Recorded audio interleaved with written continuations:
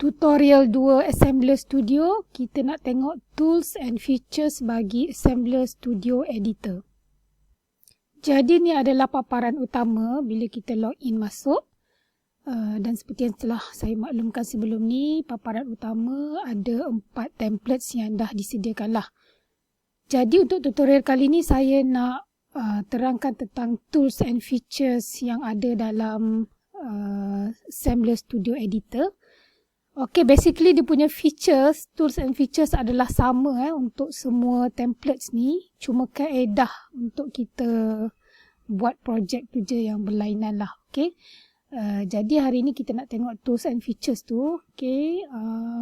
Sebagai contoh, saya ambil templates yang pertama ni. AR Powered Scannable Image, iaitu AR yang menggunakan marker.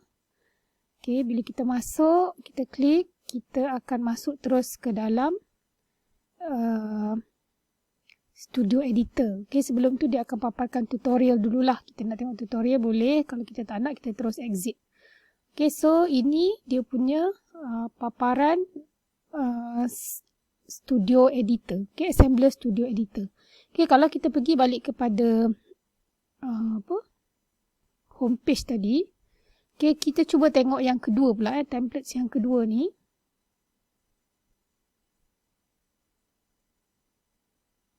Okay, yang kedua ni pun sama juga. Dia ada mulakan dengan tutorial dulu. Kemudian kita exit tutorial untuk kita mulakan projek. Okay, kalau kita perasan sama juga dia punya tools, okay, features yang ada ni sama. Jadi kita pergi pada home balik dan kita nak tengok template yang ketiga. Interactive 3D and AR Contents.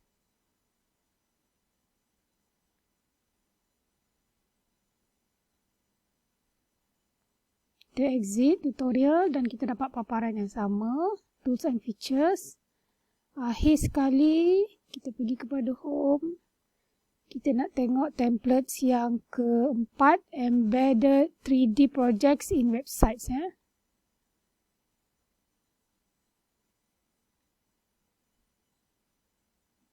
Kita exit tutorial dan kita dapati paparannya juga. Tools and featuresnya juga adalah sama. Okay. Jadi hari ni kita nak tengok apa dia tools and features yang ada, macam mana kita nak gunakan. Kita mulakan dengan templates yang pertama ni. Okay, AR Powered Scannable Image.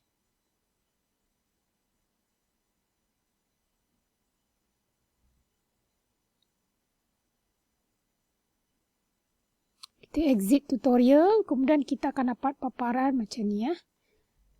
Jadi di sebelah atas adalah homepage untuk kita pergi back kepada keempat-empat templates tadi.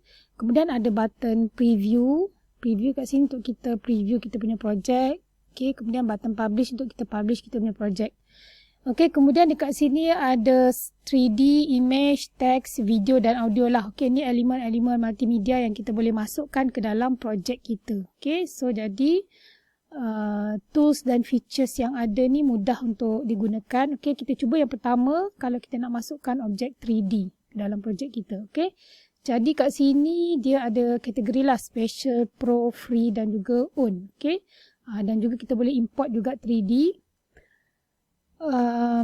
Depends pada kategori account kita lah. Okay, kalau account kita basic, kita pilih yang free. Okay, kalau kita klik yang free, dia akan bagilah semua 3D objek yang free untuk kita masukkan. Okay, kita ambil contoh satu. Okay, jadi kita cuma klik sajalah.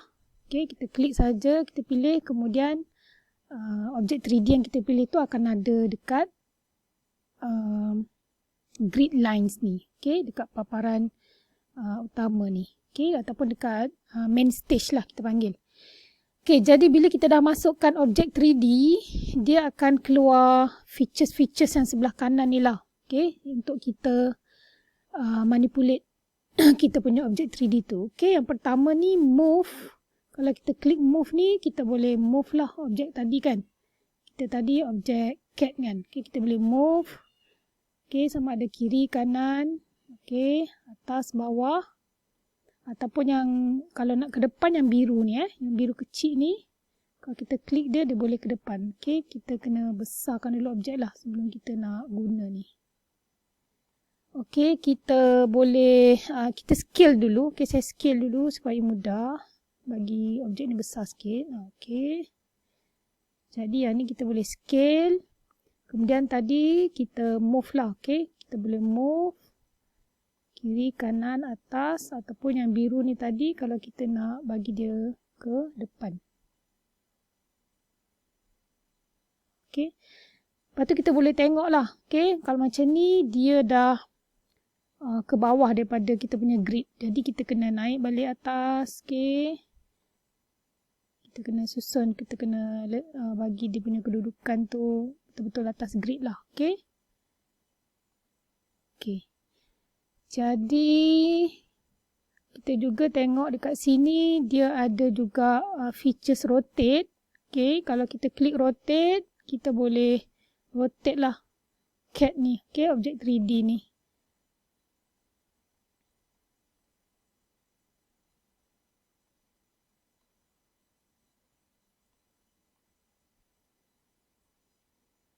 Okay, kita boleh rotate. Kemudian yang tadi saya dah tunjukkan scale. Kalau kita klik more ni kita boleh duplicate. Okay, kalau kita klik duplicate, akan ada 2 cat lah kat sini kan. Okay, dia akan duplicate 2 cat. Okay, kemudian mirror. Mirror ni macam kita nak buat objek ni dia berada seperti pantulan cermin lah. Okay, kalau paksi X, kalau kita tekan dekat paksi X macam ni. Okay, kalau Y, kita ambil contoh cat yang kedua ni. So, kita boleh dapat tengok perbezaan dia. Okay, kalau Y, dia akan berada di kedudukan macam ni, pantulan macam ni. Kalau Z, dia akan berada di kedudukan macam tu. Okay, itu fungsi mirror. Kemudian fungsi copy tu adalah untuk kita copy objek, mana-mana objek yang ada ke scene seterusnya. Okay, ke mana-mana scene lah. Okay, sebagai contoh dekat sini, saya tambah satu scene lagi. Okay. Jadi katakan saya nak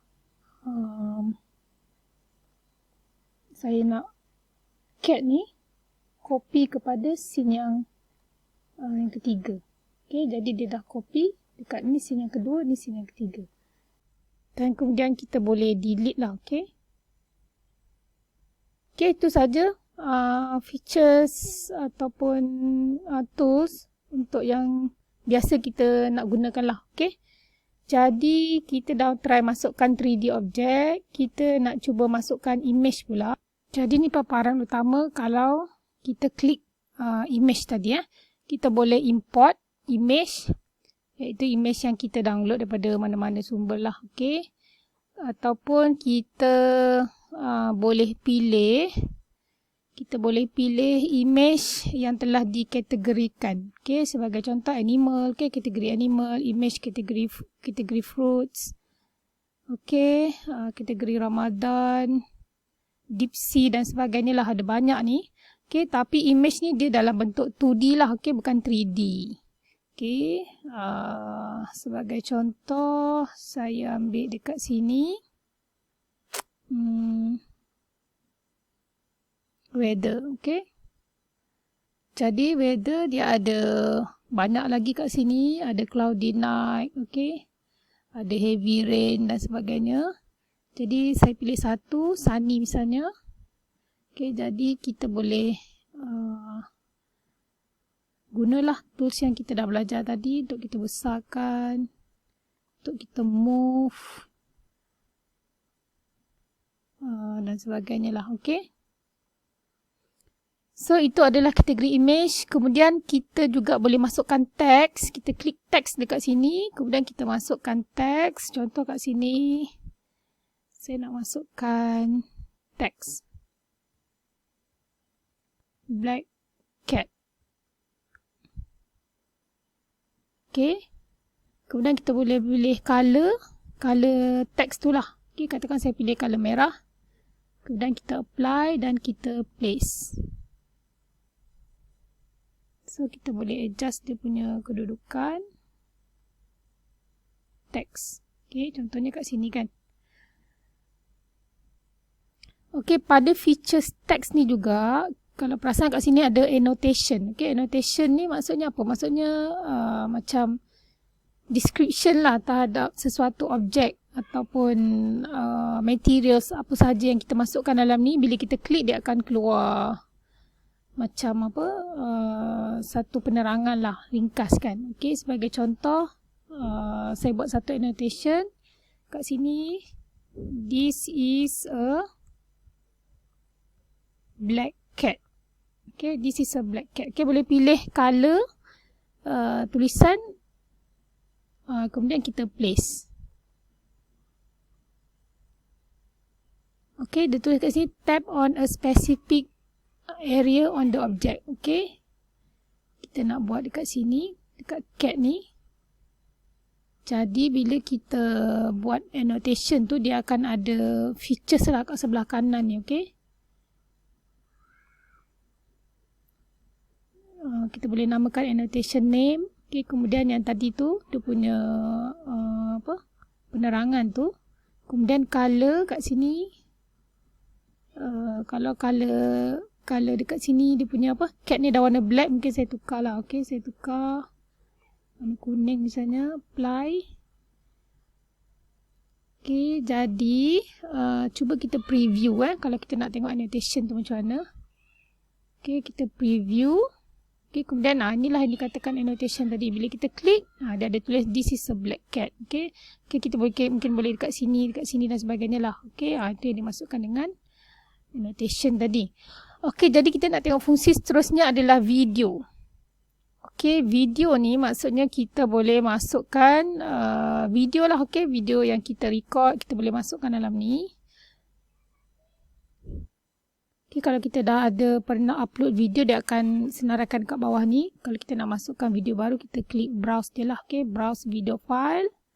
Kemudian kita carilah video yang kita nak masukkan. Okay, contoh saya ada video tentang black cat kat sini. Okay, kemudian kita submit je. Okay, jadi ni video yang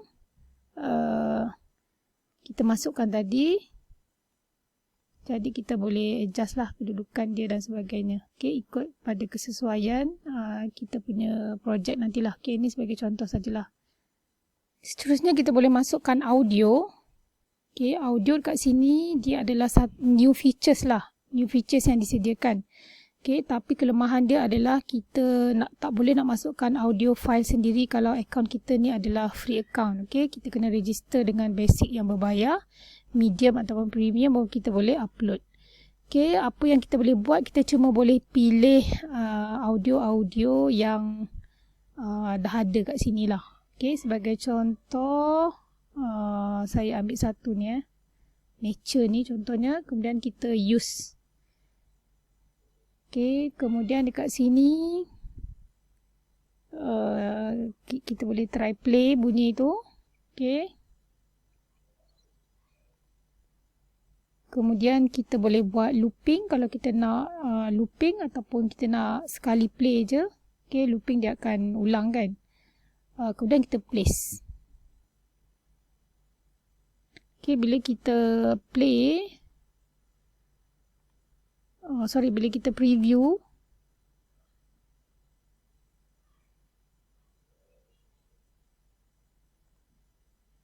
okay, bila kita preview akan adalah background music tadi tu. Okay. Jadi selain daripada tu, kita juga boleh explore. Dekat sini ada video tutorials. Okay, kemudian ada settings. Dekat settings ni ada reset camera, show ataupun hide grid.